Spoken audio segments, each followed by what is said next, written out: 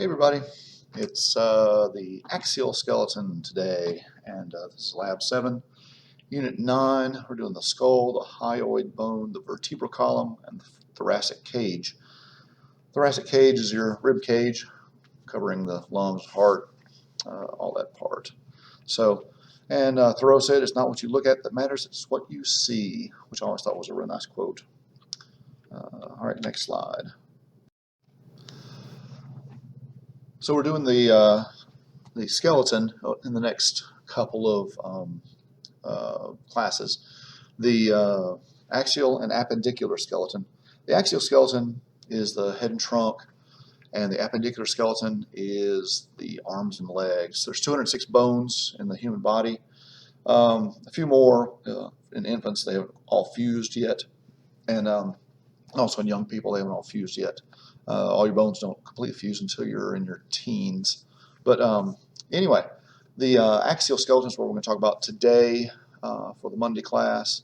And axial skeleton is your head and the trunk, and the 80 bones there. So you see your axial skeleton here. So you got the skull, and you got the vertebral column here.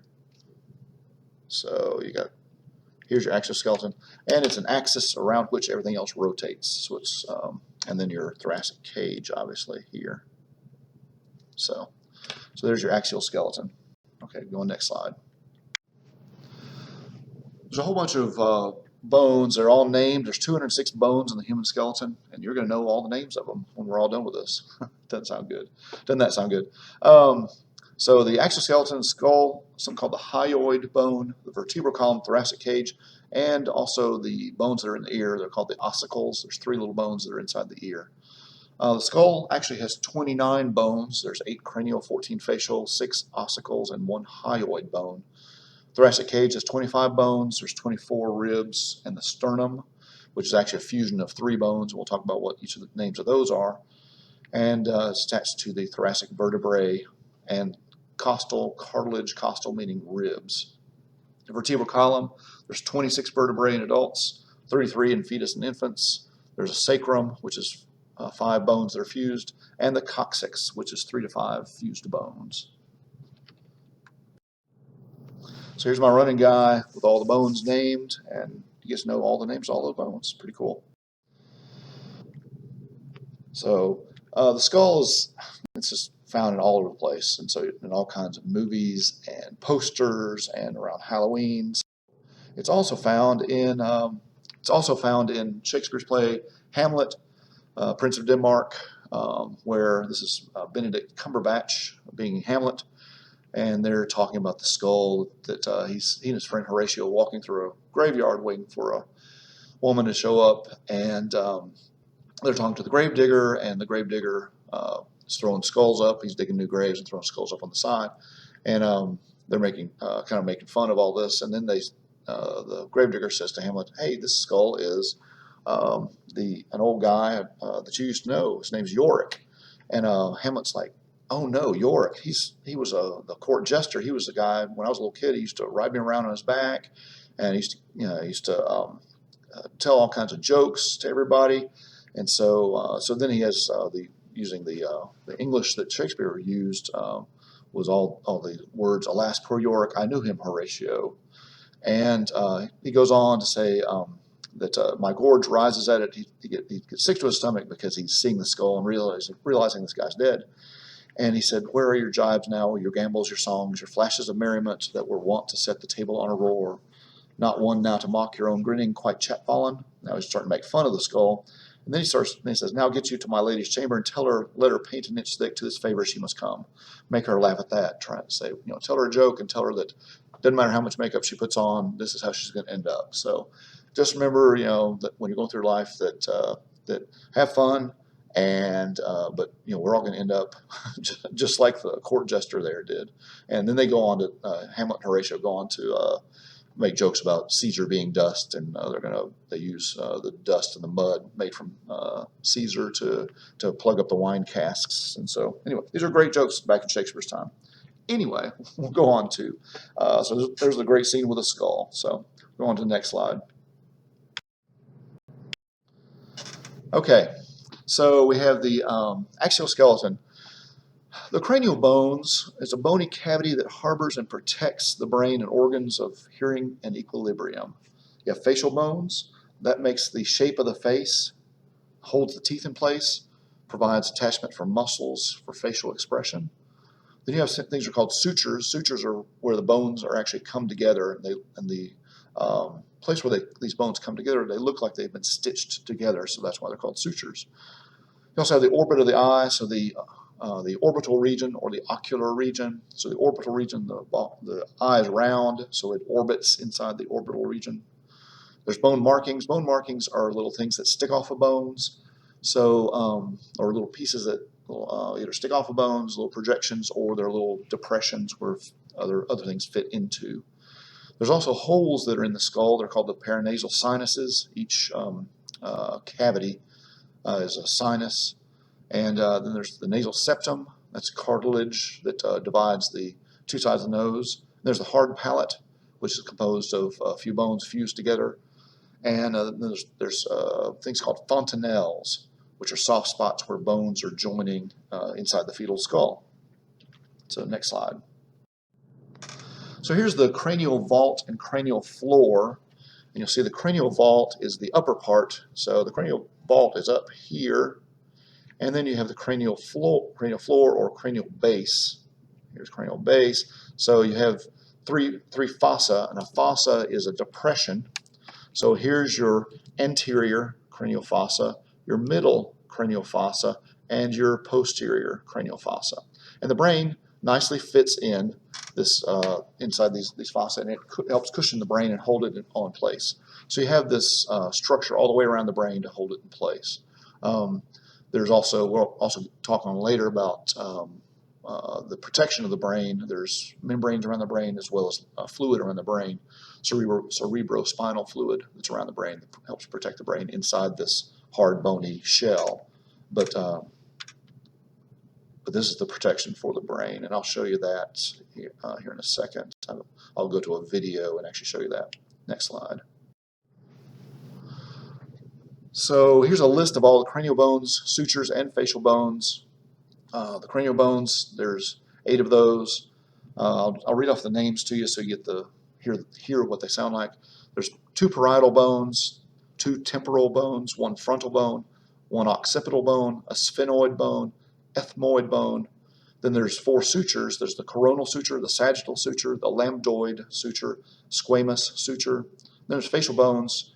There's the maxillae or maxilla. Each one is a maxilla.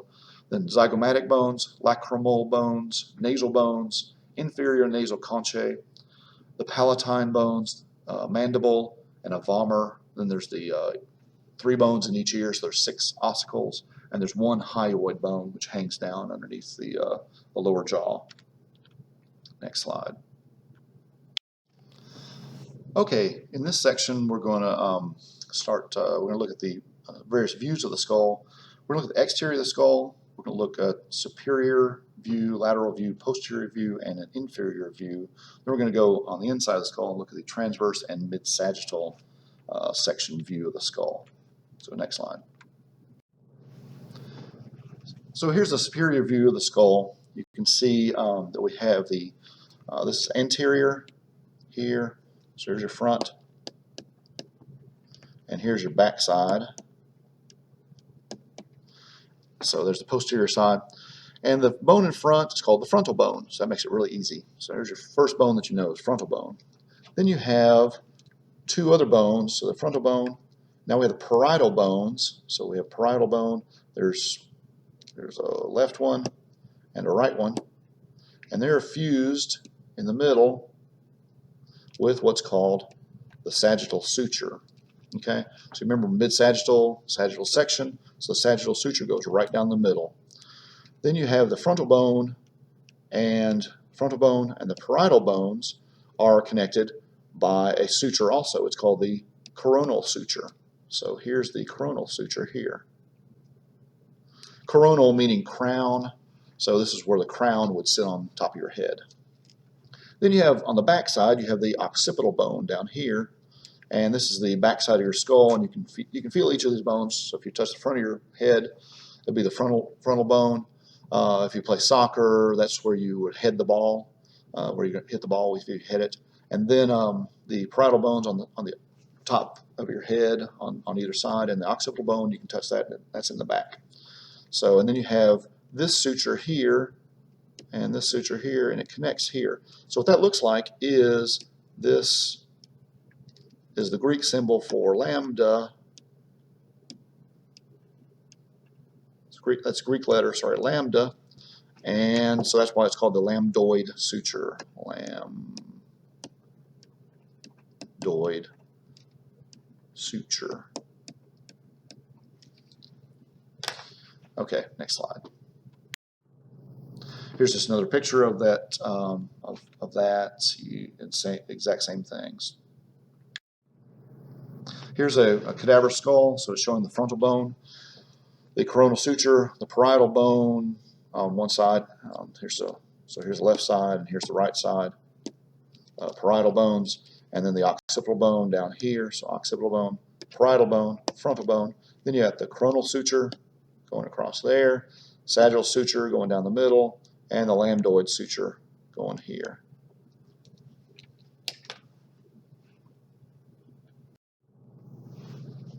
Here's a lateral view of the skull. So we've, just to point out the bones again, so here's your frontal bone, and then you have a parietal bone. There's the red pink here, and then we have the occipital bone here, and it's on the back side, but you notice it goes down underneath the skull. Okay, and it actually connects. This is where the spinal column, the vertebral column here, connects to the occipital bone. So that's the skull is held up on the vertebral column and attaches at the point of the occipital bone. So here's your lambdoid suture here, just to get your bearings. Here's your coronal suture here. And so there's some other bones that are visible here as well. So this bone here, temporal bone, on the side of your head, that's so you're talking about your temples. That's your temporal bone, and it has an extension that goes forward. I'm going to outline it there, and that touches this bone here that's in the a little more pink, I guess. I'm slightly colorblind, so when I call out colors, don't laugh at me too much. So this is called the zygomatic bone here. So the temporal bone here and the zygomatic bone connect. The temporal bone has a process that sticks forward, and the zygomatic bone makes part of the orbit of the eye, has a process that sticks backward, and they connect. And you can see that connection right here, where those two bones connect. You also have the other bones that are here. You have the maxilla, okay, and that's the upper jaw here, and then you have the mandible, which is the lower jaw. Here's the hyoid bone. It's just hanging down here in midair. There's actually some ligaments that attach it up to the skull, and we'll see what those look like here in a second. They actually attach right up at that little pointy bit that's sticking down right there. So it's called the styloid process. Anyway, other bones that you can see here, there's a green one here. It's called the sphenoid bone.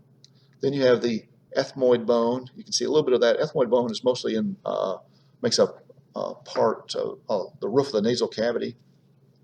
Then you have another bone. It's called the lacrimal bone. It's inside the eye and cavity. And then we have a nasal bone. And then let's see. Then there's the suture that goes between the parietal bone and the temporal bone is called the squamous suture. And I'm going to outline it there. So that's a squamous suture there. The lambdoid suture is back here again. And then there's another suture. Sometimes this down here is still called the squamous suture, but the book calls it the occipitomastoid suture. So occipital bone back here, and there's a projection down here at the bottom of the occipital bone that we'll look at in a little bit, called the mastoid process. So that's called the occipitomastoid suture. Okay, next slide. So here's a cadaver view of the lateral view of the skull. So again, we see the from front, and we'll go around the top. So frontal bone, parietal bone, then a coronal suture, the squamous suture there. It's kind of a little difficult to see with the lighting on this. Temporal bone, lambdoid suture, occipital bone. Then we come over here, sphenoid bone, ethmoid bone, lacrimal bone, and nasal bone, and then the zygomatic bone, which remember has this extension that goes back this way, and the temporal bone has this extension here going this way, and they meet at that suture right there. So then you have the maxilla, the maxillary bone or maxilla, and there's actually two fused ones. They're fused, so there's the maxillae, and then you have the mandible, which is the lower jaw. And the easy way to remember that, which one's which, it's you just say max over man. Just a easy kind of saying that you can to help you remember that. So next slide. Okay, here's actually the picture from your guys' book. I did those two previous slides because they're a little bit slightly simpler than the one that's in your book. I didn't want to overwhelm you too much in the beginning. This has all the same information on it, but it has additional information on it, which I'm going to point out some of these things later. But it has all the bones. They're all listed on here, and you'll find all these. So we can do we'll do them from over here: frontal bone, parietal bone, temporal bone, occipital bone, the sphenoid bone, ethmoid bone, lacrimal bone, nasal bone, zygomatic bone, the maxilla, and the mandible.